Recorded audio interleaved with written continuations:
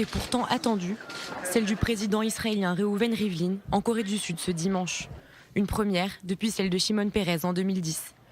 Invité par son homologue coréen Moon Jae-in, le président israélien a fait part de son enthousiasme. Je suis reconnaissant envers le président Moon pour son invitation à renforcer notre coopération sur divers sujets.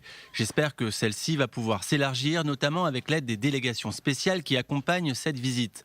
Elle comporte des représentants des secteurs de l'économie, du business et de l'innovation, mais aussi des académiques et des scientifiques. Objectif, approfondir les relations économiques et diplomatiques entre Israël et la Corée.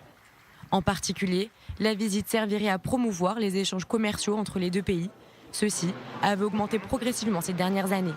Israël et la Corée sont également dans les dernières phases de négociation d'un accord de libre-échange, un traité qui devrait réduire la taxe d'achat sur les produits coréens importés en Israël.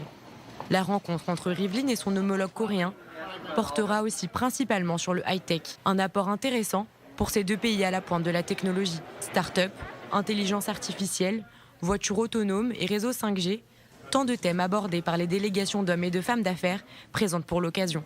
Il s'agit seulement de la seconde visite officielle d'un président israélien depuis la création de l'ambassade israélienne en Corée en 1992.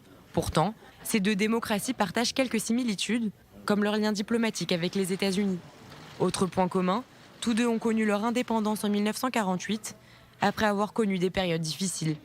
Aujourd'hui, les deux pays font face à des menaces militaires et sont notamment connus pour leur investissement dans la sécurité.